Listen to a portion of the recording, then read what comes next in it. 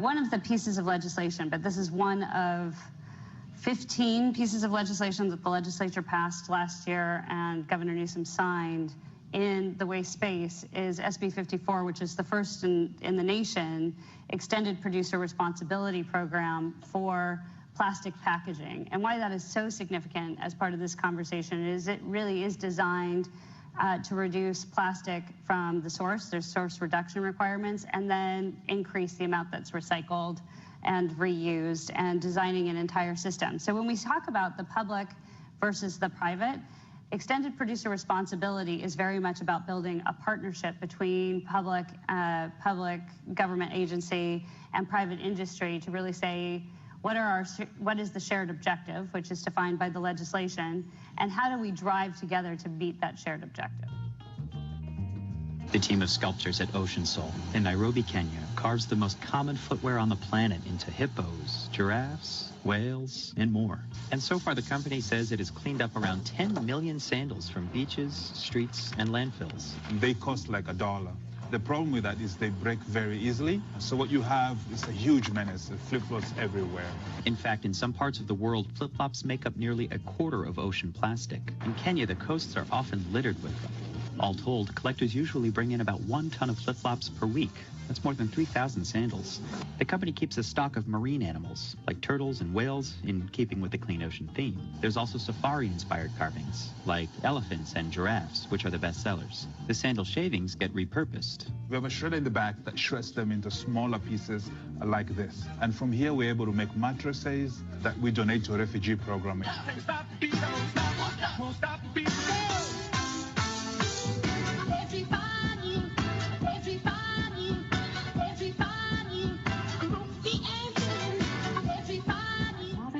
On TikTok on how to peel eggs, and all you need to do is kind of tap until you hear it snap. It has to be the round part and not the pointy part. No way. So they are boiling for 6.5 minutes. So I didn't put them in an ice bath, I just put them in water. Wow. No way. No vinegar, no baking soda, no ice bath, just a little tap method. You're welcome. No way. Way? Ooh. Okay, moment of truth.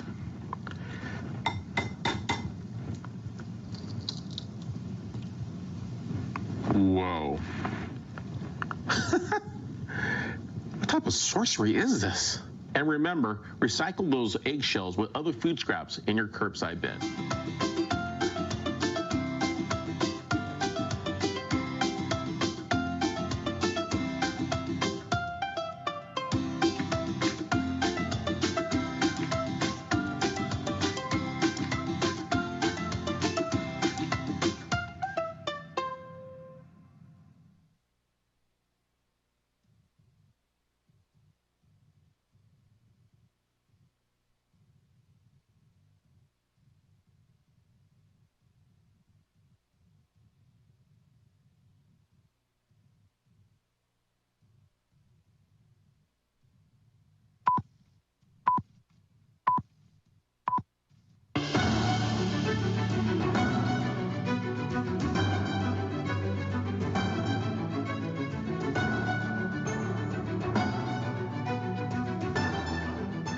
CalRecycle approves new grants for California's circular use zero waste future, plus implementation updates on new laws to cut trash and turn more materials into new products, and the latest department decisions to protect the health of Californians and their communities.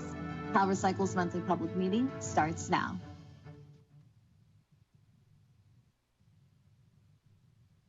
Good morning, everyone. Thanks for joining us for CalRecycle's June 2023 public meeting. This meeting is for Californians, by Californians, as we work together to protect our communities and fight climate change. Let's watch a quick reminder before diving in. El idioma no debe ser una barrera cuando se trata de proteger nuestro aire, nuestra agua y tierra. CalRecycle está transmitiendo simultáneamente esta junta pública en español e inglés. Puede encontrar el enlace en línea en español e inglés en la parte superior de nuestra página web calrecycle.ca.gov. If you're attending the...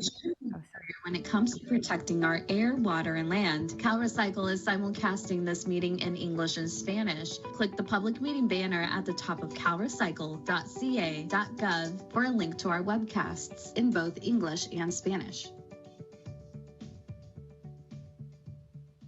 If you're attending this meeting in person in the Byron Share Auditorium, we have Spanish translation devices available. Let our team on your left-hand side of the dais know if you need one. Si asiste a esta junta en persona en Byron Share, tenemos dispositivos de traducción al español disponibles. Informe a nuestro equipo al lado izquierdo del mostrador de presentación ejecutiva si necesita uno. Gracias. Our first agenda item today is the Director's Report. Director Rachel Mackey-Wagner joins us now with some important updates. Good morning, Rachel. Good morning, everyone who is joining us here in person. I see so many of our, I think, Jace employees back there in the back of the room. Welcome, welcome from all over California. And those of you from the public who have joined us today, it's nice to see you as well. And those of you who are joining us remotely, we're so glad you can join us over the World Wide Web. We are excited to announce a couple of things this morning that I get to take the lead on, which is always the best part of this job. We have expanded our executive team, and as you all know, the legislature passed a number of pieces of legislation last year that really changed the dynamic of who CalRecycle is going to be in the future. Everything from battery EPR to SB 54, our expanding and ever moving SB 1383 and organics recycling program. And so as part of that, we are evolving into a different structure. And as we announced last month, Deputy Director Zoe Heller is now at the helm of our new division of the circular economy that will be overseeing our EPR programs.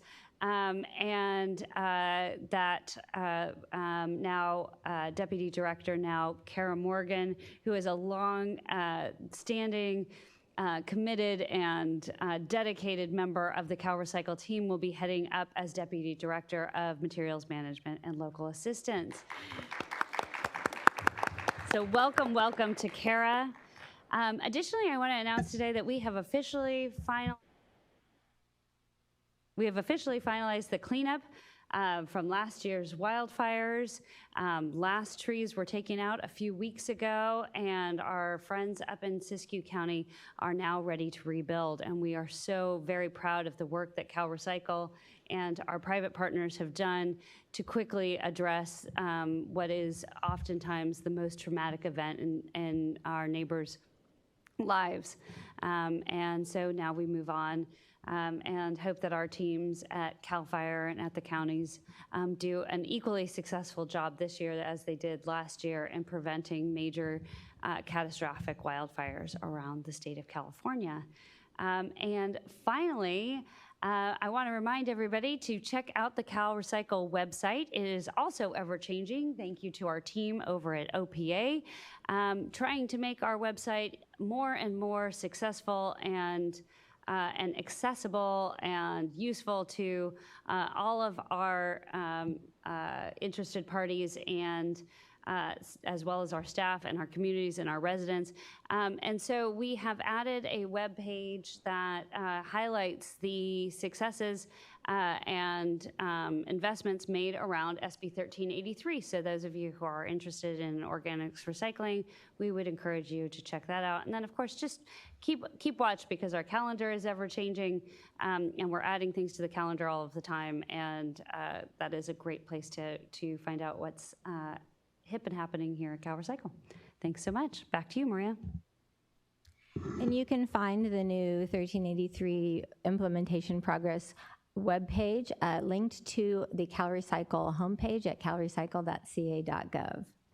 CalRecycle is working to implement new laws to increase recycling for Californians. For SB 54, CalRecycle is holding a 2-day informal SB 54 public workshop on June 28th and 29th from 10 a.m. to 4 p.m. This workshop will focus on individual compliance for producers, recyclability and compostability determinations, the covered material category list, and requirements for communities. For more information and materials They will be provided through the listserv. So please sign up for that on our SB 54 webpage. Also, SB 54 advisory board members will be appointed on July 1st. For SB 1383 and our next monthly SB 1383 chat with CalRecycle is tomorrow, June 21st from 1 to 3 p.m. This session will focus on procurement, ideas, and options for requirements. You can also register online. Check out CalRecycle's new calendar at the top of our homepage for upcoming workshops, public meeting, and other engagement opportunities. This is your one-stop shop to stay informed about CalRecycle's meetings and actions. Please subscribe to receive calendar updates. Moving on, up to $1 million in grants are becoming available to help communities with illegal dumping efforts. But first, let's watch a quick video showing how California is innovating systems to cut waste and make sure all material has a path to reuse or recycling. The trash polluting our oceans and warming our planet is a problem we can no longer ignore. California throws away 40 million tons of materials every year, resources extracted from our planet designed to be used once, then sent on a one-way disposable journey from manufacturing plant to trash pile. Waste, warming our planet, contributing to climate change, and polluting our land, water, and even the air we breathe. With California already experiencing the devastating impacts of the climate crisis, it's important for the state to do what it does best: innovate. A new movement is already underway in California. It's called a circular economy, a system where every product and resource, whether it's food, clothes, buildings, or vehicles, everything is designed to last as long as possible, and at the end of its use, cycle or loop back into the system for a valuable new life. A new model, reducing and even eliminating waste, creating green jobs, and cutting down on greenhouse gases. California wants to be a leader in creating this remanufacturing circular economy. CalRecycle already oversees programs to recycle products like bottles, cans, mattresses, used oil, and paint. The department is now working with local communities to recycle food and yard waste into green products like compost and clean energy. CalRecycle's new division of the circular economy will oversee industry-run recycling programs while building out the state's reuse and remanufacturing system with market development. The Circular Economy Division will implement California's new plastic pollution and packaging reduction law and oversee all of CalRecycle's extended producer responsibility programs. It will also ensure that the department provides funding for the circular economy in concert with all CalRecycle programs. The division will also work with the Governor's Office of Business and Economic Development, or GoBiz, to recruit and support businesses developing green technologies to reuse, recycle, and remanufacture products. Combining state services with CalRecycle support that has already helped a number of businesses, including the world's first paper bottle manufacturer and companies using cardboard alternatives to six-pack rings and replacements for plastic film. Recycling programs for more materials and support for green innovation will build California's circular economy with more green jobs and less pollution and trash. So that was a quick overview of CalRecycle's new division of the circular economy. And now Deputy Director over the division of the circular economy, Zoe Heller, joins us to talk about the grant announcements related to illegal dumping. Good morning, Zoe. Good morning, Maria. Farm and Ranch Program grants are limited to $50,000 per site and $200,000 per each eligible applicant. Grant criteria for this program are defined in statute, so there aren't any major changes. The first round of applications are due next month in July. And since 1997, CalRecycle has awarded over $13 million to help clear more than 1,000 sites of things like tires, appliances, vehicles, construction debris, and other trash. Also a reminder that applications for the used oil payment grant are due on June 28th. Today we're announcing $1 million award to Redwood Waste Solutions as the grantee for the Mendocino County Pilot Project. The project will provide residents in underserved areas in Mendocino County with convenient CRV redemption opportunities through a mobile bag drop program. We have already approved this award. Also, the Redemption Pilot Project Grant Program application period will be extended through April of 2026. Back to you, Maria. Thank you. The Beverage Container Recycling Program has released updates on the annual handling fees and third quarter processing payments. Here's a quick video breaking down how processing payments work. California passed its bottle bill in 1986 to cut litter and landfilling. It worked. We went from recycling 6 billion bottles and cans the first year to 18.6 billion. In 2021, the program had a 68% recycling rate for beverage containers. Over the last 3 decades, Californians recycled 463 billion beverage containers and built a robust in-state recycling economy to turn old materials into new products. We did it by laying the groundwork for a circular economy for beverage containers. Most beverage containers in California have a California Refund Value, or CRV. CRV is paid by the businesses that sell the beverage containers. Distributors are paid back by retailers like grocery stores. Retailers are then paid back by consumers with an added 5 or 10 cents per bottle at checkout. Finally, the CRV can be redeemed and the deposit redeemed when the bottle is brought back to a recycling center. Recycling centers take in bottles and cans and redeem CRV, but do not make money from CRV. Their profit comes from selling bottles and cans for scrap value. For decades, recycling centers thrive with strong markets and high scrap value for aluminum. Not all materials have such high scrap value, however, and for materials that are more expensive to recycle than their scrap value, like plastic and glass, California's bottle bill law established processing payments to help bridge the gap between the cost of recycling and the scrap value of a given material. The formula for calculating the processing payment is set in statute. It's the difference between the cost of recycling modified to account for the cost of living and a reasonable financial return, and the 12-month average scrap value for a given material. CalRecycle follows the legally mandated formula to determine processing payments, which fluctuate based on market conditions like changes in scrap value for material. Since processing payments are intended to fill the gap between the cost of recycling and the scrap value, as global scrap values go up, the level of processing payments CalRecycle can legally pay to recycling centers goes down. These processing payments are paid from a combination of beverage manufacturer fees and unredeemed California bottle and can deposits. The law requires CalRecycle to adjust processing payments at the start of each new year, based on the material's average scrap value over the previous 12-month period. Using a 12-month average to set the processing payment for the following year has historically provided a measure of predictability for the recycling industry. However, the time lag built into the formula means that at any given moment, processing payment will not perfectly map onto the scrap value.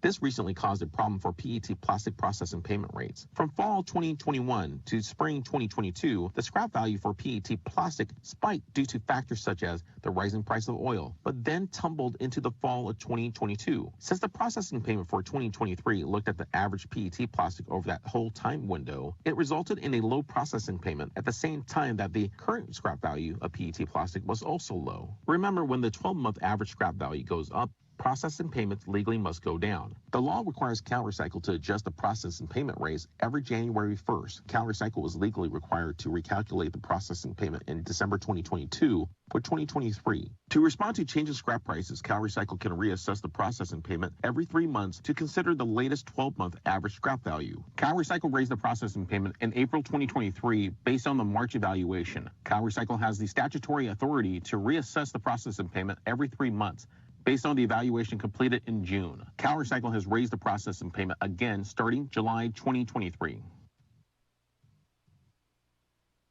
So if you need to watch that a couple more times, we'll have that video uploaded on CalRecycle's YouTube channel later on today. Now the Beverage Container Recycling Program, Deputy Director Amy Cameron is here with a Beverage Container Recycling Program announcement. Good morning, Amy. Good morning. Thank you, Maria. The handling fee for fiscal year 23-24 and the third quarter 23 processing payment adjustment information is available online and linked to today's agenda. The handling fee was raised by 5.4% per container, and the glass processing payment has relatively stayed the same. HDPE is exactly the same, and PET has gone from 8.5 cents per pound to over 13.5 cents per pound. So those are the announcements regarding the handling fee and the processing payments. Thank you, Maria. Thanks, Amy. And additionally, the video that we just watched will be available in Spanish on our YouTube channel later on today as well. A quick reminder, you can submit your public comments on any of today's agenda items. Here's how. California wants your input on recycling and trash pollution issues. Join CalRecycle's decision-making process by submitting a public comment on any of today's agenda items. Microphones are available for those of you in the room. If you're joining remotely, just click the public meeting banner at the top of our website, then click on the public comment portal to send us your feedback. Just visit calrecycle.ca.gov. We'll address public comments at the end of the meeting.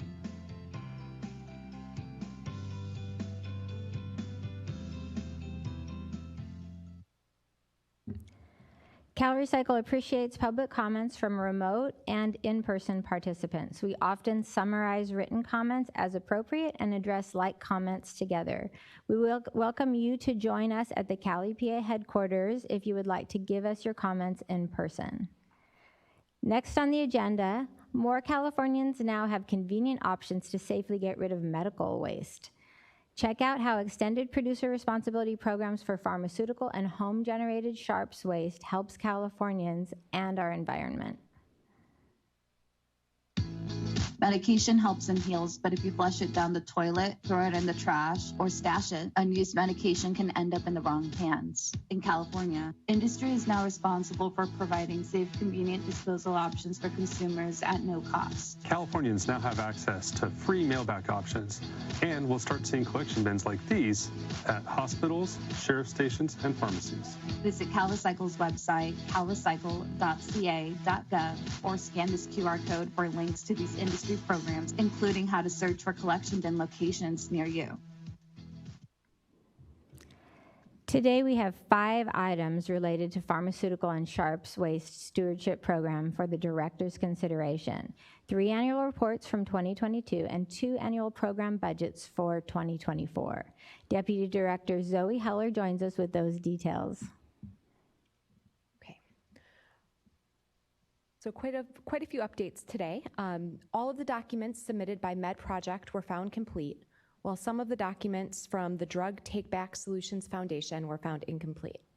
CalRecycle staff reviewed the documents that were found complete, items 1 through 5 that you see on this slide, for compliance with statute, regulations, and the program operator's respective approved plans.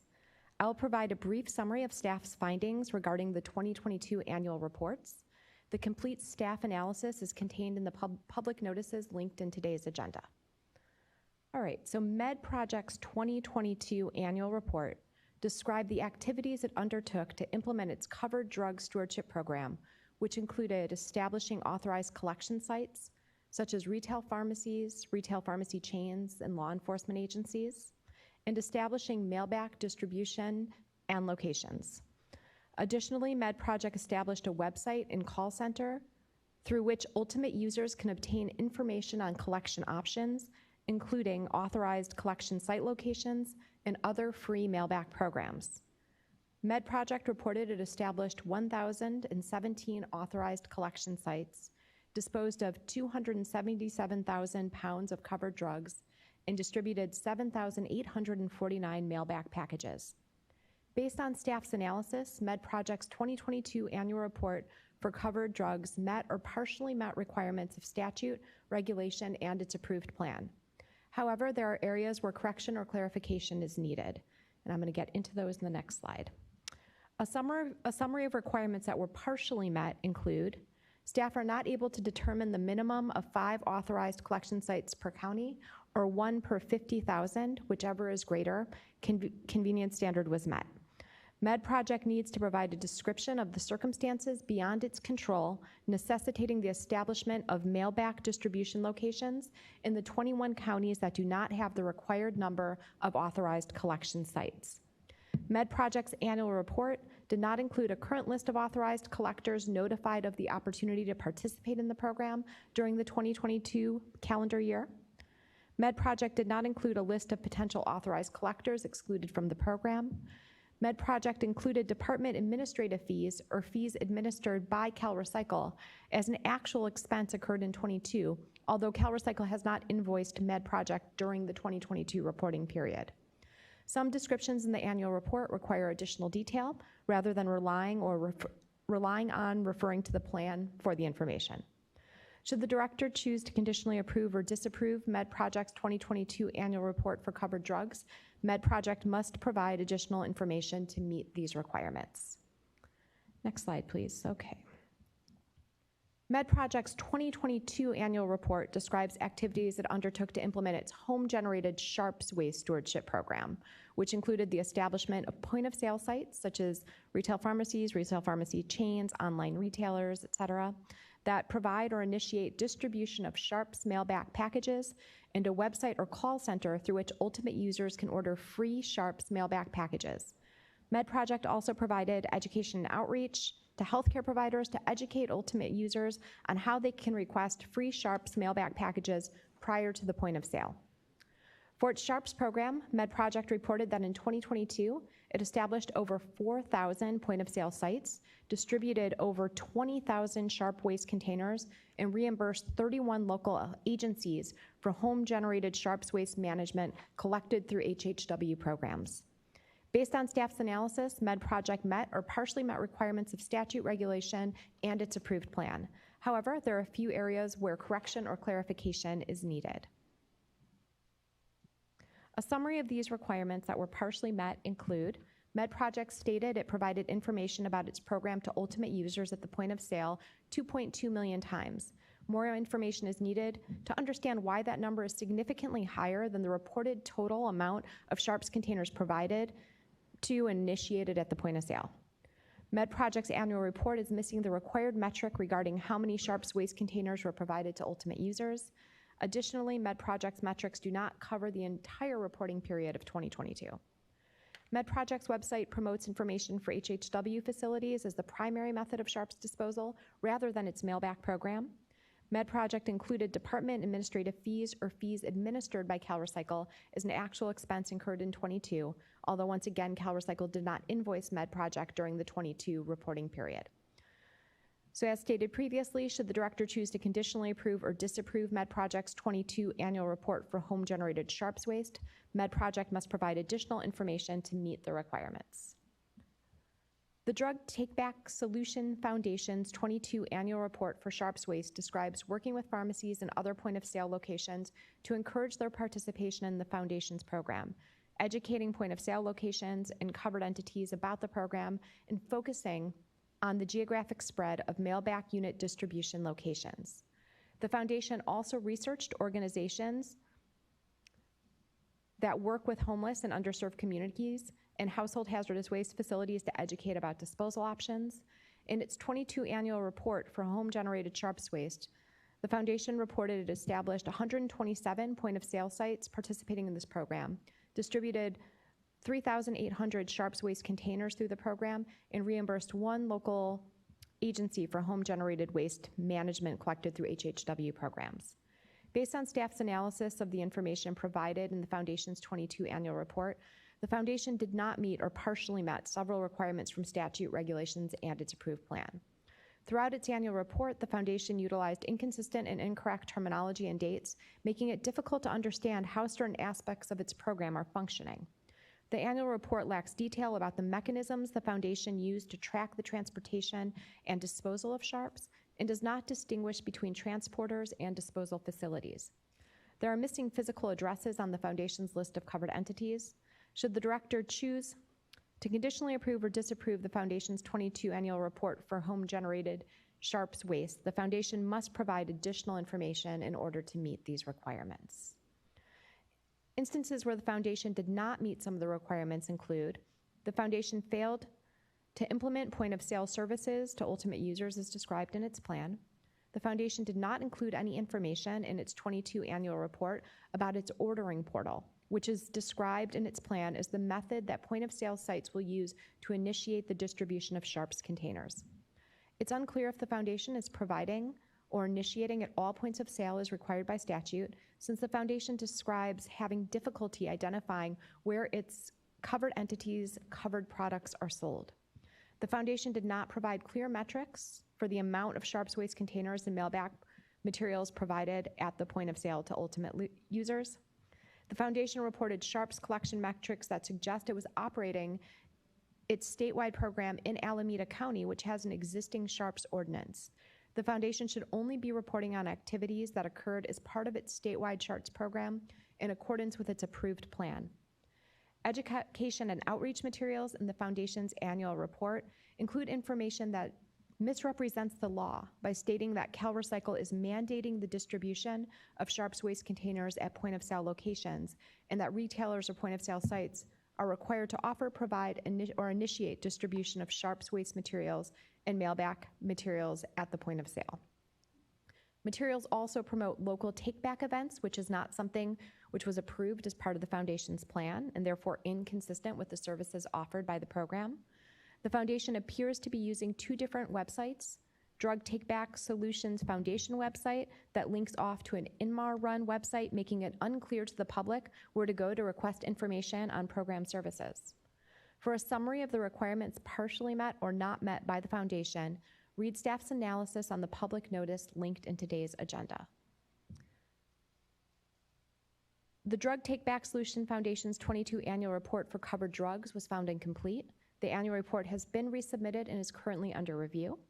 Again, you can read the staff's analysis on all of the items in the public notices linked in today's agenda and subscribe to CalRecycle's Pharmaceuticals and Sharps listserv to receive further updates.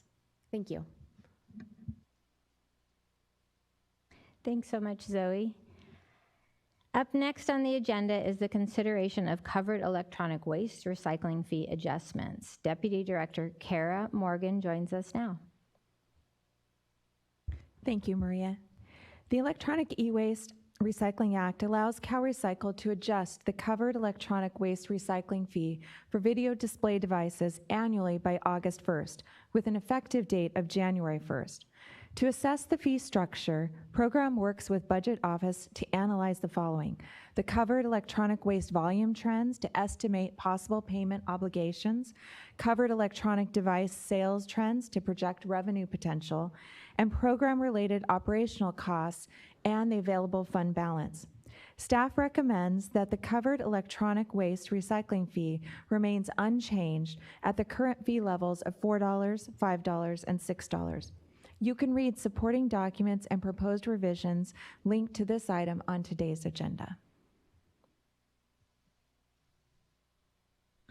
All right, next we'll talk about tires. California manages over 51 million waste tires each year. To keep tires out of landfills and our communities, CalRecycle must adopt a 5-year tire plan and submit it to the legislature. The 5-year tire plan is updated every 2 years. The latest edition covers fiscal years 2023 and 2024 to 2027 through 2028. Staff made several changes to the activities and budget allocations in response to comments and suggestions from interested parties. The research element was revised to highlight completed projects and those currently in development. This includes research by the University of California, Davis to study the use of rubber in dense graded mixes and recycled asphalt pavement in rubberized gap-graded mixes for structural layers. For fiscal year 2023 through 24, the spending projection is $40.2 million, and the total spending projection for the next 5 years is $201 million. The plan will start July 1st, 2023, or when Governor Newsom signs the 2023-2024 budget. After the adoption, the plan will be forwarded to Cal EPA, then to the Governor's office for approval. Thanks, Maria.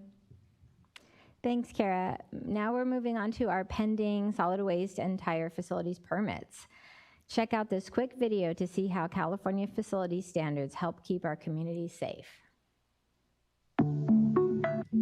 Protecting the health of Californians and their land, food, water, and air is a big job. Local, state, and federal agencies play different roles to enforce public health and environmental safety standards. In California, solid waste local enforcement agencies process applications, issue, and enforce permits for solid waste facilities. These include landfills, transfer stations, compost facilities, or similar operations. CalRecycle must verify permits are consistent with state requirements. Permits can only address areas within the authority of local enforcement agencies and CalRecycle. Check out the link below for more detailed information. Emergency waivers allow temporary changes to solid waste permit requirements in response to local or state disasters. Local enforcement agencies may approve the waivers, which are good for up to 120 days and may be extended. CalRecycle must review approved waivers and can condition, limit, suspend, or terminate them. Check out the link for more detailed information. For waste tire facilities, CalRecycle processes applications, issues and enforces waste tire permits. These include requirements to make sure tires are stored and processed in a way that reduces potential threats from fire and disease-carrying vectors like mosquitoes. Check out the link for more detailed information. Paulina Lawrence joins us now with a statewide update on facility permits. Good morning, Paulina.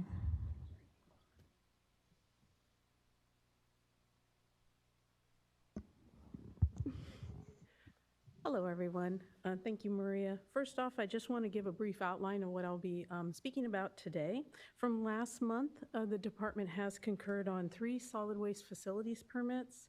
We have 1 continuing solid waste facilities permit, and then we'll be announcing 4 new solid waste facilities permit, along with a couple emergency waivers. So first off, I'd like to start with those solid waste facilities permits that the department has concurred on May 31st, 2023. The department concurred on a new compostable materials handling facility permit for Circle Green Tech Park, which is located at 17900 Sheep Creek Road. This is in San Bernardino County. Action was needed July 8th, 2023. The department also issued a revised solid waste facilities permit for Santa Maria Transfer Station, located at 325 Cumua Lane. This is in San Luis Obispo County, in which the department acts as the enforcement agency. Action was needed August 10th, 2023. Also, on June 19th, the department issued a modified solid waste facilities permit for Turlock Transfer, located at 1100 South Walnut Road. This is in Stanislaus County.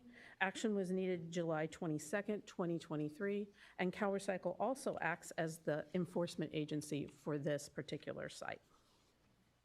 Continuing on the agenda is Aerojet Waste Consolidation Unit, located at 12353 White Rock Road. This is in Sacramento County. Their revised permit action date was revised to July 1st, 2023. This is a new solid waste facilities permit. New and not on the agenda, or on the agenda, is City of Claremont Community Services Department, located at 1616 Monte Vista Avenue. This is in San Bernardino County. It's a new solid waste facilities permit. Action is needed July 15th, 2023. Preliminary review of the permit package indicates the following proposed design parameters.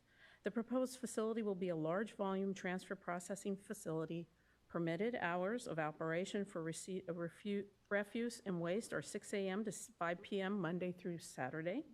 Permitted maximum tonnage is 184 tons per day. And the permitted traffic volume is 44 vehicles per day with a permitted area of 4.82 acres. The design capacity will be 184 tons. Next up is Active Recycling Material Recovery Facility and Transfer Station. This is located at 2000 West Slauson Avenue in Los Angeles. This is in the city of Los Angeles, and the permit action needed date for this modified solid waste facilities permit is July 30th, 2023. Preliminary review of the permit package indicates the following proposed changes. The facility will no longer be receiving scrap metal. They were permitted to receive it up to 300 tons per day, but now will be receiving 300 tons per day of curbside recyclables. The total permitted tonnage will remain the same. Next up is Gold Coast Recycling Incorporated, located at 5275 Colt Street and Ventura Avenue. This is in Ventura County. It's a revised solid waste facilities permit. Action is needed by August 1st, 2023. Preliminary review of the permit package indicates the following proposed changes: increasing the permitted maximum tonnage from 16,000 tons to 2,000 tons per day, increasing the permitted traffic volume from 496 vehicles to 1,000 vehicles per day, changing the design capacity from the transfer of 1,600 tons per day, and processing of 500 tons per day to transfer processing of 2,000 tons per day. And then changing the language regarding the permitted hours of operation and updating the name of the property owner. Next that is new is Moreno Valley Solid Waste Recycling and Transfer Facility. It's located at 17700 Indian Street in Moreno Valley. This is in Riverside County. This is a modified solid waste facilities permit with an action needed of August 5th, 2023. Preliminary review of the permit package indicates the following proposed changes: increasing the design capacity from 2,500 tons per day to 5,760 tons per day, and updating the transfer processing report. So that's all we have. If you noticed on the slide, we have 3 extra sites that are listed: Maxwell Transfer Site, Tonneson Pet Center, and San Francisco Solid Waste Transfer Recovery Center. Those were all concurred on last month. So just wanted to, in case you guys were looking at the slides. Next up, I will announce those emergency waivers that were announced by the department. El Dorado County, South Lake Tahoe Refuse and Recycling. This was on June 5th, 2023. The Placer County Department of Health and Human Services, Environmental Health Services, LEA, granted an emergency waiver of the permitted tonnage and hours of operation until October 3rd, 2023. This is due to the emergency resulting from the severe winter storms throughout the state. Also, in Merced County for Foster Farms Manure Storage, on June 1st, 2023, the Merced County Local Enforcement Agency granted an emergency waiver for the acceptance of poultry blood until September 29th, 2023, due to the emergency resulting from the animal health emergency as proclaimed by the California Department of Food and Ag. And that's all I have. Thank you, Maria. Thanks so much, Paulina. You can find more information on any of today's agenda items. Just go to CalRecycle's homepage and click on the public meeting web banner at the top of our site for a link to the agenda and associated public notices. You can also find on CalRecycle's homepage the events calendar for upcoming workshops and meetings, as well as a link to CalRecycle's SB 1383 implementation progress webpage with up-to-date data on California's progress on this vital climate pollutants reduction law. Now it's time for the public comments. First, we'll take public comments from members of the public present in our Sacramento Cal EPA headquarters meeting room today. Does anyone present have a public comment? You can approach one of our microphones on either side of the room. Going up.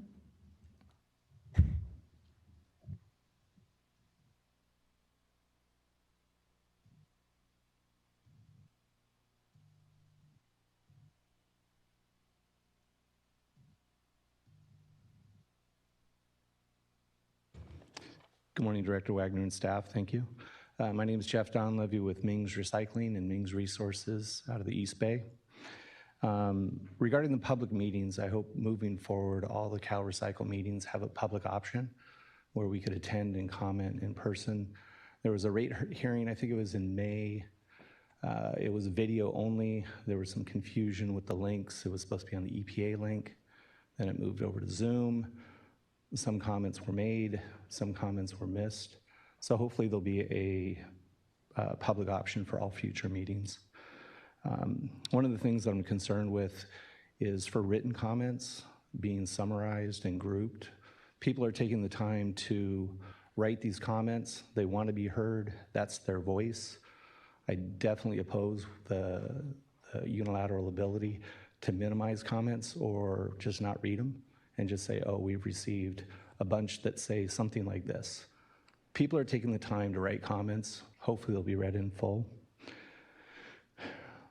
My first request today is for CalRecycle, Director Wagner, Deputy Director Cameron, could you please schedule a meeting to meet with all the recycling centers and processors that would like to attend and have a workshop so you could hear firsthand from them what fixes they would like to see to the bottle bill, preferably in July, preferably in Southern California. There's a lot of operators that would like to attend, but they just can't take the time or afford the $400 or $500 to fly up here for the day. There's many Northern California operators that are willing to go down there There's not many of us, but we're willing to go down there because the voice of the Southern California operators is so strong. I've spoken to several of them in the last couple days. They're very worried about what's going on. So please schedule a meeting down there. What I want to bring up today is recycling centers are closing at a rapid pace. As of August 5th, 2019, when Replanet closed, there was 1,242 recycling centers left. We've lost 160 to 180 more recycling centers since that date. Yes, the CalRecycle website will say that there's 1,265 recycling sites. 2 are duplicate addresses. There's 13 pilot locations that are listed that wouldn't be open if it wasn't for the $1 million. There's 10 RVMs that are not equivalent to an actual recycling center because they just can't handle the volume. It's a good option, but it's not a recycling center. And then there's been about 130 sites that have been reopened by Ponce Recycling, Sunset Recycling, CRV Recycling Solutions. So they've backfilled those Replanet sites. And I can tell you all 3 of those operators are very worried right now. So the program has lost ground in the last 4 years. We need to find a way to get those opened up. I'd like to read in page 1 of the bottle bill, section 14501F. And I think it gives you great authority to make changes to the program. Section F states, the purpose of this division is to create and maintain a marketplace where it is profitable to establish sufficient recycling centers and locations to provide consumers with convenient recycling opportunities through the establishment of minimum refund values and processing fees through the proper application of these elements to enhance the profitability of recycling centers, recycling locations, and other beverage recycling programs. I think this gives you the ability to do things over and above what the statute says. Now it's time to act. The 5% COLA for the handling fee sites, definitely well appreciated. The action that was taken last year to freeze the handling fees for 2 years, that was greatly appreciated. But if something's not done and the handling fees drop next July 2024 and they go back to the old formula, total devastation for the handling fee sites.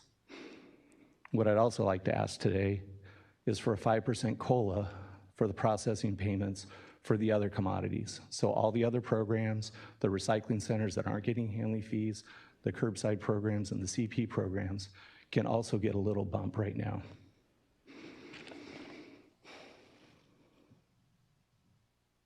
With the pilot programs, as we start talking about the grocery co-op, I'm requesting at the next meeting there be an update on the pilot programs, which ones are working, which ones aren't working. There's a few that are using a per count system. I'd like to hear how those per count systems are working and what regulatory changes you're thinking about making to make sure that the per count programs, whether it's an RVM system or a bag drop system, is made whole. Because historically, the per count systems have always worked against the recycling center operator or the RVM. And unless that is fixed, we will not have successful RVM or bag drop programs in the state.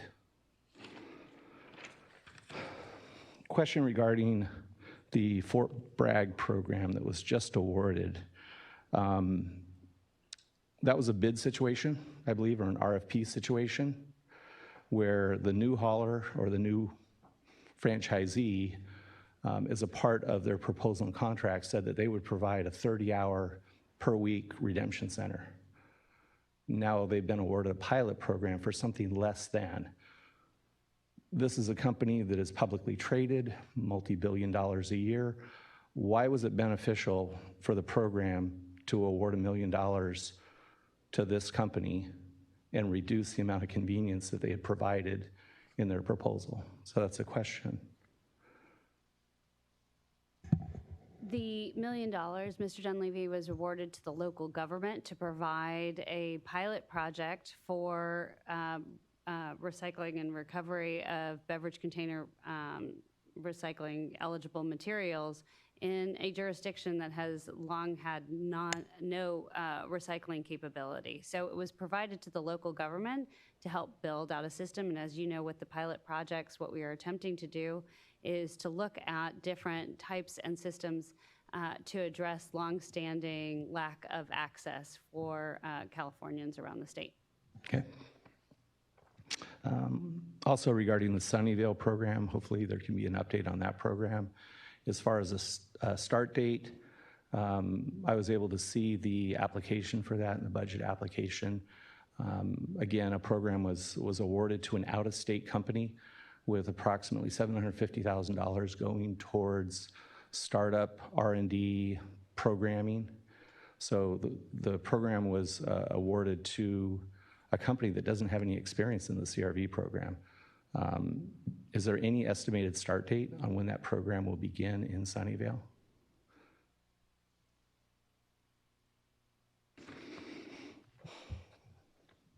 I'm going to have to research that and get back to you. Thanks. Okay. Yeah, maybe at the next meeting, just an overall presentation on the programs that are working, which ones are not working.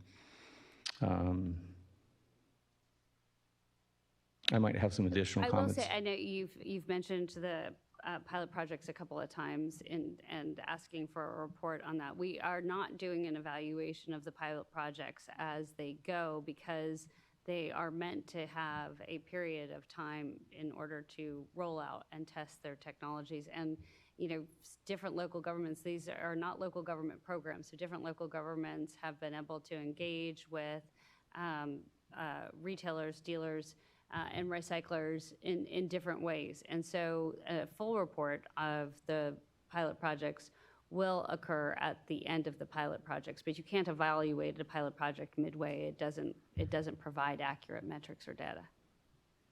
Okay.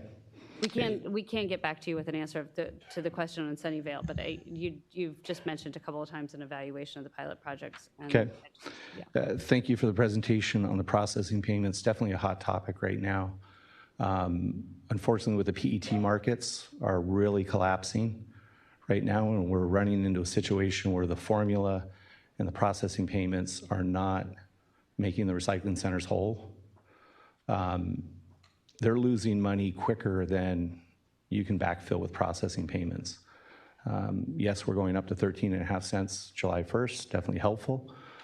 Based on my calculations, they should be going up to 18 cents in October, and I think your staff would see those numbers as well. I'd like to see if CalRecycle could accelerate the October increase and make it effective October 1st. I think staff would probably be comfortable with the scrap values that they're seeing from recycling centers because they're losing money. Based on my calculations, in the first 6 months, the difference between scrap values and processing payments and what it costs to recycle PET, recycling centers in the state have lost $20 million because of the shortfall in the formula. That is hurting recycling centers left and right. And I think you'll hear that coming up with some more comments, either written comments or public comments. So just summary of my ask, hopefully we can do a 5% COLA on processing payments, increasing the PET processing payments effective August 1st rather than October 1st, hosting a meeting in Southern California as a recycling center and processor workshop so we can get good participation and good discussion on the program.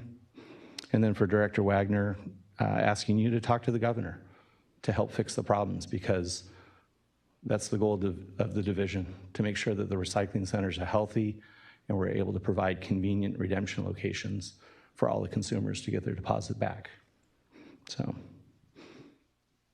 all right, last, let me get through this. I want to recognize Tina Forrest with Santa Cruz Gray Bears. She passed away 2 weeks ago. Gray Bears, they're the oldest nonprofit in Santa Cruz County. They participate in the CRV recycling program. Tina was the heart and soul of the Gray Bears recycling program, providing seniors with volunteer work, hot meals, and groceries. The Gray Bears provided Santa Cruz County with recycling drop-off services in CRV services at the Ben Lomond transfer station. For 20 plus years, she recycled over 16 million pounds, including CRV, cardboard, mixed paper, books, and yes, even styrofoam. She was nuts. She was a beautiful person. She oversaw the recycling operations at those 3 locations. She taught seniors how to recycle and give back to their community. Unfortunately, she was taken too soon, survived by her mother and husband, 2 children, siblings, and she survived by all those at Gray Bears. I'd like to thank the CalRecycle team, including Jennifer Akins, Carrie Holler, and Jeanette Swanson, who stepped up to help support keep Gray Bears recycling program going. So thank you. Thank you, Mr. Dunleavy.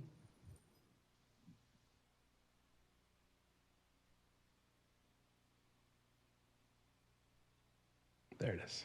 Hi, my name is Leopoldo Lopez.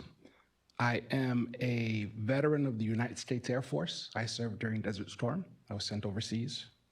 I am a pastor of a Calvary chapel, and I also manage my family's recycling business that has been recycling since the 1960s. My family is directly and indirectly responsible for millions and millions of tons of recycling in California.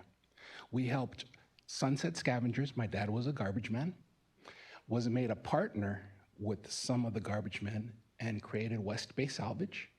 And we set up the recycling program that you know today as Recology. When I got back from Desert Storm, I became very active in the family's business, and I purchased the partnership, moved us to Richmond, California.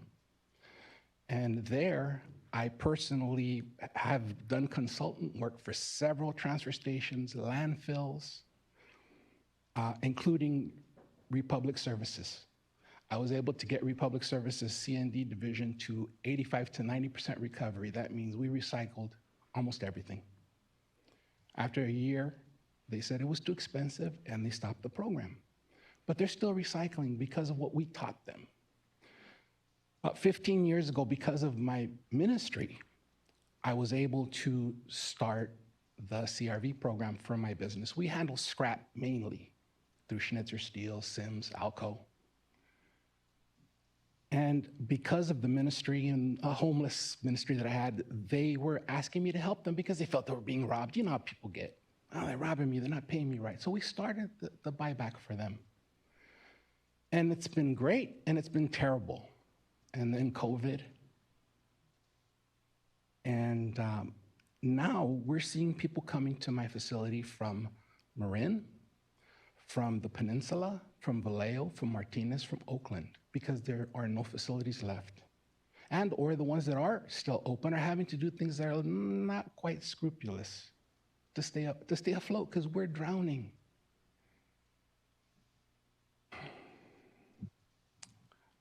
My father is 88 years old and he's home dying of cancer. My mom is 84. Everybody knows her as grandma at the recycling business. Everybody knows her everywhere she goes. And she's taking care of my dad. She's not able to help with the business now. And I'm kind of glad because they're not having to see what we're going through today. We're only open 5 hours a day, 6 days a week. But we're open more than just the dollars and cents. As you can tell, I have a thing for our community, for our country. I'm trying to help these people, but I can't help them if I don't get help. So I'm here asking for help because we're drowning. We're not going to survive much longer the way things are going. It's just impossible. I'm having to supplement the CRV program with other avenues of my business. My father came to this country when he was 12 as a migrant farm worker. He came from Mexico. My mom's family's been here since the 1700s. The King of Spain gave her family some land, if you could believe that, yeah. And they were first Spanish, and then Mexican, and then America took over. And my family's fought in every war since for this country. And we've defended her, and I'm here to hopefully defend my family. I'm here for my wife who's blind. She's a teacher for the blind. I'm here for my children who worked every day after school. And between their vacation times, they came to help because we needed it. One of them stayed with me. One is another teacher for the blind. My daughter just graduated and hopefully going to be a reporter or something like that. That's what she went to school for. She's got her bachelor's, proud. I'm here for my grandchildren because I want a future for them. And I'm not talking financially. I'm talking, I want this world to be healthier.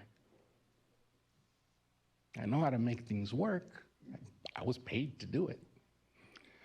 I know the guys that started the CRT, the television recycling. They told me they paid a lobbyist $1 million to get the program going because they bought a business and they weren't making enough money, so they had made a law so that they can make money, and they did. Boy, they made good money.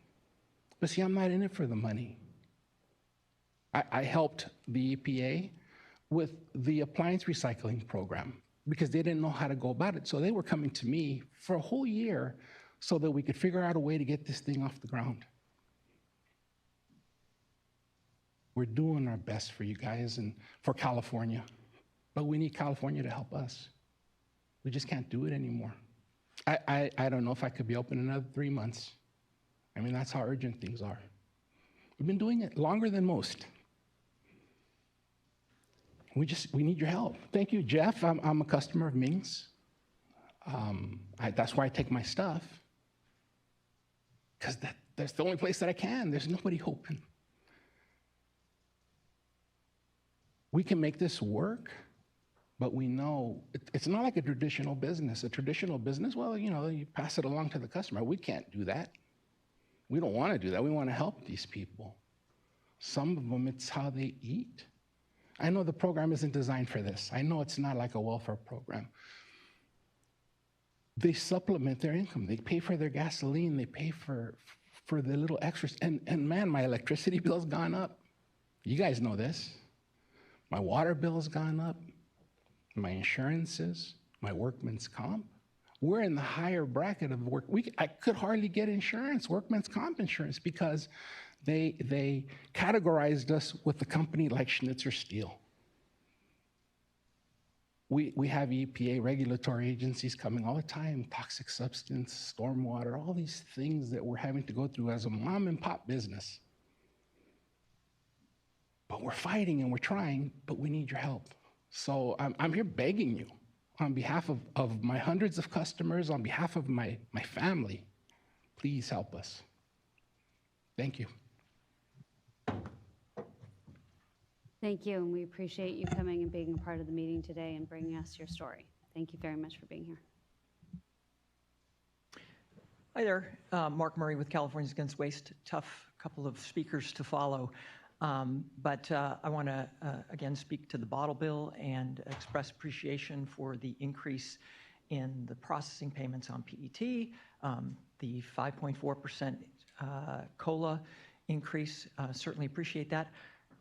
I'm reading the notice. You didn't mention this, Amy, but I'm reading the notice to have a reduction in the processing payment for glass. Very modest, but that is subjective. You do have the authority to suspend that. You've done that in the past, and we've greatly appreciated that. Not a lot you can do about a lot of the details of the processing payment, a lot of the details of the handling fee, but one thing that you could do would be to suspend the decrease in the glass processing payment. I'd ask that the director and deputy director do that at this point. There is also a piece of legislation that, to deal with some of these issues that you're hearing, and would love to have full engagement and opportunity to see if we might put some changes into that legislation so that you don't have to make subjective decisions and you don't have to listen to this at every single meeting in terms of do something when you don't really have the authority to do all that I know that you would like to do. So we could make some changes in the legislation, and it'd be great if we could work on some of that. So thanks a lot for all you do. Thanks, Mr. Murray. Appreciate having you here today.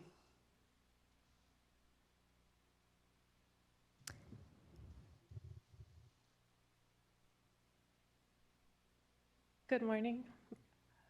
My name is JC. I am here to represent Ivan's Recycling. We're located in Citrus Heights, and we've been there for about 5.5 years now. And I wanted to take a moment to first thank you guys for making the changes in both the processing payment and the handling fees. They are both a savior to our business. Without the corrections, sustaining operations would be very difficult. While we have experienced some great years in our business, the past 2 years have presented significant challenges. Operating a CRV recycling center demands great sacrifices. I want to emphasize that I'm not complaining about the inherent nature of running a business. However, when commodity prices plummet, especially to the extent we have witnessed with PET, dropping to a mere penny twice in the past 12 months, I believe it is crucial for CalRecycle to step in and utilize their abundant resources to safeguard recycling center operators. CalRecycle and operators working together, hand in hand, I believe, is what the program relies on. And it is our sincere desire, shared by Ivan's and countless other operators, to perceive CalRecycle as a supportive ally rather than an entity to be feared. Running a redemption center is an incredibly labor-intensive business, requiring our team to work diligently in all types of weather conditions and carrying bags that are extremely heavy, as I'm sure you guys have all seen. These conditions necessitate either bearing this burden as center operators or being able to pay our employees competitive wages. When scrap prices drop, processing payments are lowered, or handling fees decline, it becomes increasingly difficult to meet these obligations. Lately, Ivan and I have had to shoulder this burden alone to mitigate labor costs. As business owners, our dream is to always create more time to spend with family and give our children the life we didn't have. But during times like these, we work long hours and are left with Sundays to hang out with our children. We make every possible effort to ensure full compliance with the program. It is in this spirit that we reach out to you, seeking your assistance and unwavering commitment to ensure our continued existence. We implore you to stand by us and prevent the prospect of losing our business due to unfavorable market conditions and escalating expenses. Thank you so much, Ty, for taking the time to listen. And I'm sorry I suck at speaking. I can hear my voice shake. But thank you so much, you guys.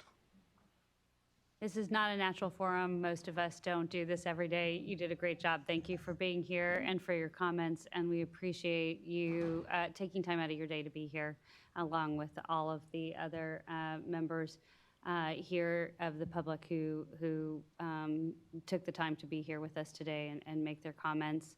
I do know, Mr. Dunleavy, that it is a frustration for you and many others that we don't read all of the comments out loud. Many of the comments come in before the meeting.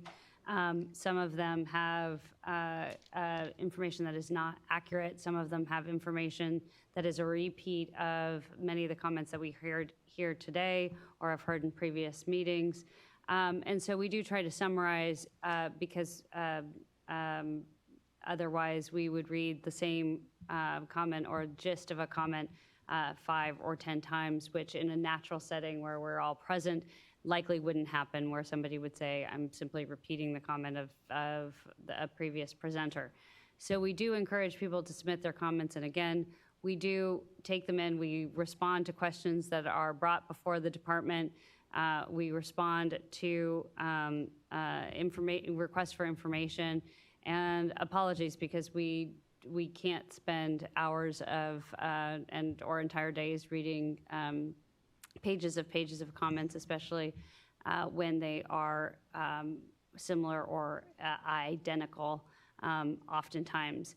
What we do try to do is make sure that we summarize and answer every question that comes before the department, and really happy to do that. And again, for people who come in person, as you know, I very rarely cut anybody off who has a comment or has a question, because I want to make sure everyone does feel heard.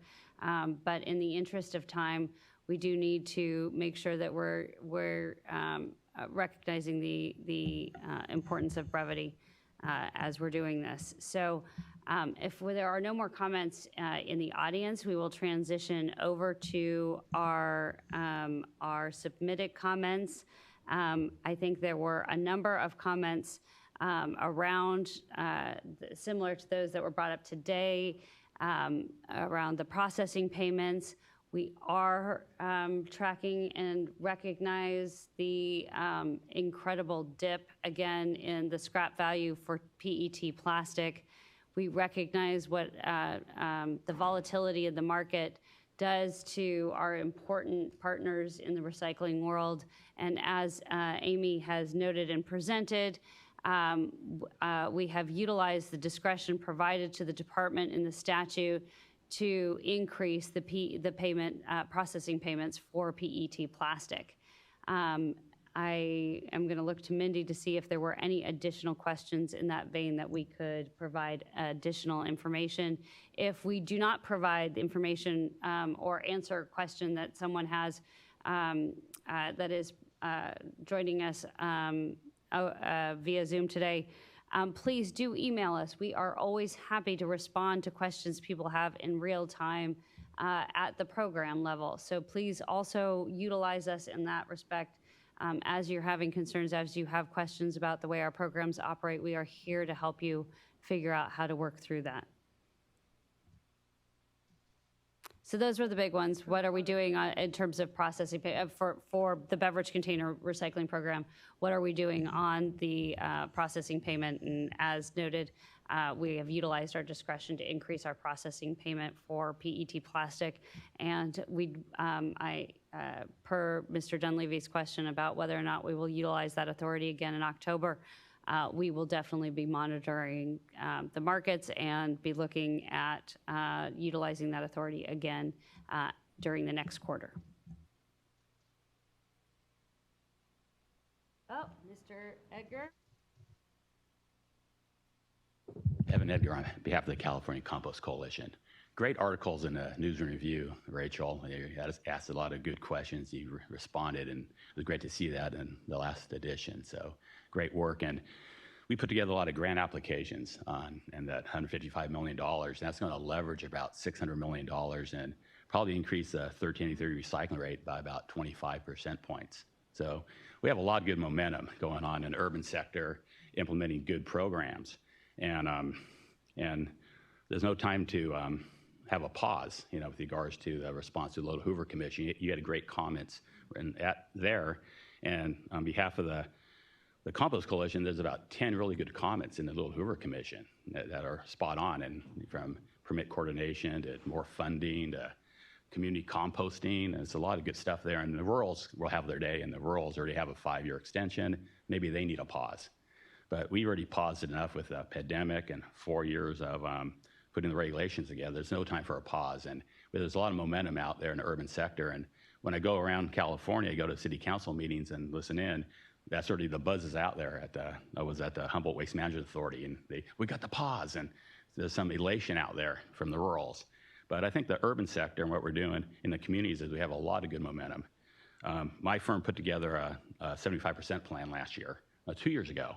And it showed that in 2018, the waste sector was 3.7 times net zero greenhouse gases, which is a great circular economy. And by 2030, doing all the programs would be 10 times net zero greenhouse gases, which is great. The dairy sector put out a paper last week, and the dairy sector hopes to be net zero by 2027. Well, we're doing it now. So I'm glad to see that dairy's done a lot of good work with regard to carbon negative fuel. So have we. And we're putting that carbon negative fuel right back in the same truck, and we're keeping that momentum regardless of what CARB wants to do with the advanced fleet rule to stymie that circular economy. We're full steam ahead on deploying anaerobic digestion to make more RNG to put it back in their trucks.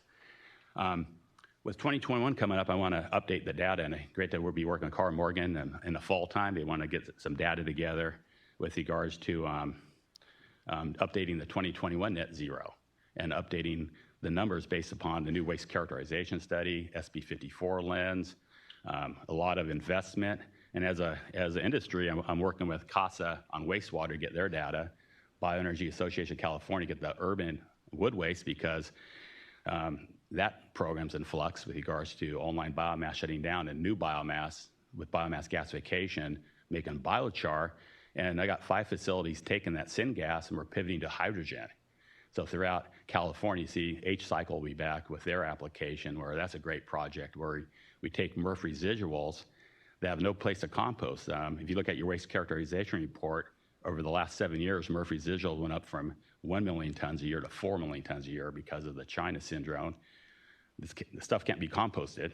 We're the Compost Coalition, but it can be turned into hydrogen in order to pivot towards the hydrogen economy. So we have a lot of new issues to bring to 2021, and working towards the vision for 2030. We want to have that 75% plan available at the beginning of the year. I saw in the budget trailer bill that you got a $2.1 million for a zero waste plan that will be due by July 1st, 2026. Yeah, three years from now. But there's an interim deal that a year from now, on July 1st, 2024, you have to report back on what the zero waste plan looks like. And as part of it, there's a 75% benchmark, which is great. To have that, you have to get to 75% before you get to zero. And we get to zero Sunday, but the 75% plan is important. As part of the July 1st, 2024 report to the legislature, it says you have to look at all the programs, what's in play. And so hopefully working with your staff and your new appointment over there, Ms. Morgan, it would be great to put all that data together, update our report, and have a broader section. This stuff from the Compost Coalition, but I'm looking to get the SWANA involved, get CASA involved, get BAC involved, get the entire industry, such as the dairy sector, pulled it all together in a nice report. I believe the solid waste sector did an excellent job. We're early adopters. We don't need to be penalized by the Advanced Clean Fleet rule. We don't need to be paused by the Little Hoover Commission. We're all full steam ahead. We got momentum, and the circular economy is being implemented as we speak. Thank you for your comments on Little Hoover Commission. Thank you so much, and I think that your suggestions are really, really good suggestions about how we can engage. We just looked at that trailer language edition last week, but I think those are really timely comments about how we can engage stakeholders as we compile however we're going to do that report for July 2024. So thank you. Are there any other comments in the meeting room today? Okay, one more. Yes. Hi, I'm Ocean from Ocean's Recycling. Just touching on what everybody said about recycling centers and whatnot. Labor costs has gone up significantly for us, and we're just trying to survive, right? So we have currently 6, where we're trying to get to 7, 8, 9, and 10 in the next probably 2 or 3 years, hopefully. But we had to significantly slow that down just because of, scrap prices and labor costs and stuff like that. You can go get a minimum wage paid job at McDonald's for $17.25 right now, which my niece got. So finding people and hardworking people is hard, right? Biggest cost for us is labor, and we're a specialty niche for insurance, like Recology's mentioned. So our insurance went up by 22% just this year alone. So finding things and trying to make this sustainable. I supplement my income by doing Uber and DoorDash just so I can pay my guys. I have 18 employees currently, and we help them find housing. We help them buy cars, and things like that, so that way they pay us back so they don't have to go get those high interest loans. But we are a part of our community. We donate to the partnerships that is part of the community.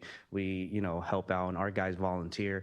Probably about 75 to 80% of our guys were homeless. We took them off the streets. And now, I invite them over to my house for barbecues and things like that, and vice versa. Once a year, we usually do a little team building, and we go out to the lake or whatnot, but we haven't done that in the last 3 years. Everybody's mentioned that 2023 is the year of travel, right? We've been locked up for 2 years. But this year, it's really slowed our business down because everybody wants to go out and travel, and they have money to spend and things like that. So our business has significantly slowed down. Volume has gone up, but prices has gone down. We've been in the business since April 1st, 2015.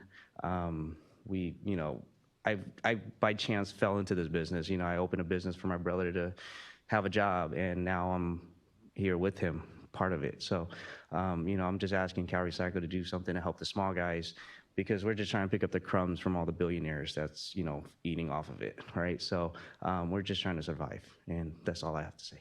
Thank you. Thank you for joining us today, and thank you for your comment. We appreciate you being here. Are there any other comments today in the room? Okay, so we will now move to our online comments with our Chief Deputy Director, Mindy McIntyre. Okay, first comment is on SB 54 from Veronica Pardo from the Resources Recovery Coalition of California. She asks, when will the discussion documents be available for the next 2 SB 54 workshops? Thank you. They are undergoing review right now, and our plan is to get them out either tomorrow or the next day. So they'll be coming very soon through our listserv.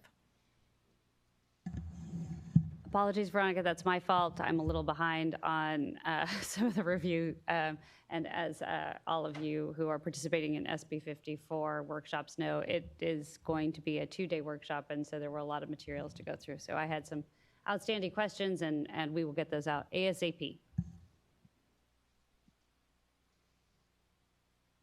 Next comment is on 1383, and it's quite lengthy, so I will try to pull out the questions. It's from Olivia Carroll from Feed Our Streets LA, Urban Sustainability grad student, and it's on food rescue. She is a grant writer that works with the unhoused community. She writes, your grant program each year seems to be much lower than the target of reaching $500 million by 2025. Is a portion of this money being allocated to other ways of helping? Another question is, will there be bigger grant opportunities with more chances next year? She asks how nonprofits can be more involved. Do you want me to continue? Okay. Thank you so much, Olivia, for the questions and the comments. As many of you know who follow our organics recycling program, our grant program for food recovery and redistribution is one of my personal favorites, even though as director I'm supposed to not take favorites, but that program is so incredibly efficient and effective in reducing the amount of organic waste that is going into landfill, but more importantly, having a direct connection within our communities for people who are food insecure. I appreciate your frustration that there is not nearly enough money. I think we could double, if not triple, on an annual basis the amount of money that we put out in that program, and it would go to incredibly good use as it has with Food Forward and a number of other big and small organizations across the state that are collecting that food. We are reliant on the legislature to appropriate money for that specific purpose, and that is why you have not seen additional money coming forward for that grant program in the coming year. What we are hopeful for is last year the legislature appropriated $180 million to the department to give to local governments for organics recycling program expansion. We are hoping that many of our local governments will work with their partners in the nonprofit sector that are working on food recovery to get many of those dollars out where they are needed in their regions. So those grants are going out in the fall. Sorry, I have not committed to memory the schedule for all of our grant programs, and so I'm looking to Zoe early fall, I believe. We'll be presenting the criteria at the next workshop. Thank you. The criteria will be presented at our next public meeting for those grants to be going out to local governments, and I would very much encourage all of our nonprofits who are working in food recovery to work with your local governments and explain to them the important work that you are doing, because I think those partnerships will be absolutely critical moving forward. Next comment comes from Michelle Kashian. Apologies for mispronunciation. City of Long Beach. She asks, please share the link for the SB 1383 implementation success webpage. Thank you. So in addition to this page being linked from our homepage prominently with some beautiful artwork from Public Affairs, you can find it directly by going to calrecycle.ca.gov/climate/SLCP/progress. That's calrecycle.ca.gov/climate/SLCP/progress. But it's probably easier just to go to calrecycle.ca.gov and click the link. Thanks. Thank you. A number of recycling centers and businesses have written in about the PET scrap value and processing payment. I'm going to read all of the names of the businesses. Their comments are very similar, asking for relief from the reduced scrap value and for increased processing payments. Richard from Sanchez Recycling, John, organization not provided, Kelly DeRose from DC Materials, John Ponce from Ponce Recycling, Jeff Donlevy, Tahir Ameri from CRV Recycling Solutions, Kenny Luong from Ming's Recycling, Oceans Recycling as well. Thank you.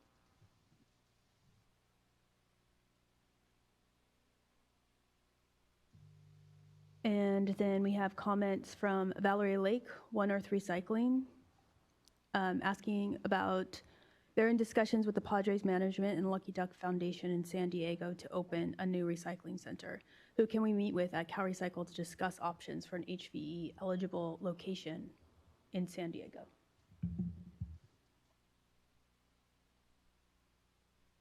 Hi, Valerie. Thank you for your comments. Happy to reach out and meet with you in the coming weeks. I'll send you an email based on the email address you provided.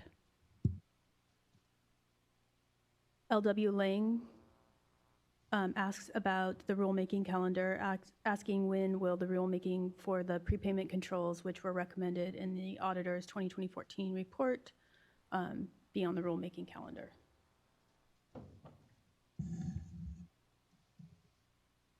Thank you, Mr. Lang, for the question. We appreciate that. We are developing our, we've developed a rulemaking calendar, and as many of you know, there were a number of pieces of legislation that were established or enacted at the beginning of this year that established very specific dates for adoption of regulations. So we are have set our priorities, and where we have time, we are integrating some of the additional changes that have been requested. And I think our rulemaking calendar is online, is it not? Maybe not.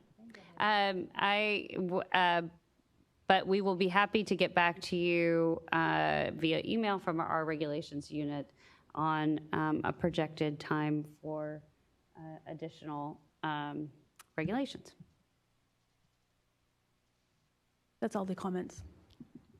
Great, thank you. And thanks to everyone who participated in today's public meeting. Oh, we have one more comment from Mr. Dunleavy. Yes, thank you. I think with Kenny Luong, his comment was a little more than just on processing payments, so I'd just like to add a little bit more to the record. As far as the big concern about the PET plastic markets right now, one of the things that's causing the crash, Director Wagner, Deputy Director Cameron, I think it was about 4 years ago, maybe 5 years ago, we had the privilege of having you guys tour our Sacramento facility, looking at a lot of new material and a lot of B-grade or off-spec material. And one of the things that we had brought up and we asked you then was to pay attention to Mexico, because Mexico was a big threat back then, and Mexico is a big threat today. So is Indonesia. I'm not so sure about China. But what's happening right now, and the reason for the crash in the plastic markets, and it's not just for PET, it's also for high-density polyethylene as well, is we have a lot of post-consumer resin being imported into California at a much lower price than the California reclaimers are able to produce and sell it for. So they continue to undercut the California reclaimers because those countries have cheaper labor, much different environmental regulations, and the cost of doing business is much different than California. So unless we get a control on the imports of post-consumer resin, the threat to the California recycling centers is ongoing. Based on projections for processing payments, I track it using the 12-month average, and I'm also tracking it with the SB 353 three-month average. Recycling centers are going to remain underwater, where the processing payments and scrap values are going to be less than their operating costs until at least April of next year. Right now, PET prices for recycling centers is anywhere from 0 to a couple pennies. And the projection is the PET prices that the processors get, like us, is going to drop another 3 to 5 cents in the coming weeks. We have not hit bottom yet. So we could be in a situation where the processors are charging the recycling centers to deliver material. But what's worse for processors like us is right now we do not have sufficient orders to sell the material that's coming in. So Ming's, Hayward, and Sacramento facilities, our inventories were starting to inch down in February. But since March, April, and May, the inventories, meaning our inbound is greater than our outbound, has grown. And cumulatively, between the Ming's facilities, Anthony Bonilla from Universal Services is here, and we've talked to a few other processors. The inventory sitting on the ground of processors, by my estimates, is 30 million pounds of PET. There's not enough orders to sell it. We could go to people and say, we'll cut our price. They don't want it because we haven't hit bottom yet. So the bottom of the market has yet to be hit because we don't know the long-term supply coming from Mexico, Indonesia, or other countries that are importing the post-consumer plastic. So that's the long-term threat. And either through regulations or legislation, some way to control it, because we're 6 to 12 months away from the processing payment formula making some type of correction for the recycling centers. The curbside material, the B-grade off-spec material, and I think I mentioned it when Mindy McIntyre was at our facility as we were starting to come out of COVID. At that time, there was no home in the world for B-grade curbside PET. We're in that same position right now because the reclaimers around the world can get the bottle bill material, the A-grade material, for cheaper than the B-grade material was a year ago or 2 years ago. So why would they buy the off-spec B-grade when they can continue to get the A-grade at a much lower price? Germany is not buying. There's no export markets for PET right now, which is going to put the pressure on the processors. Because as you've heard from several people, if recycling centers start closing, then processors are in jeopardy. The threat is there, it's very close.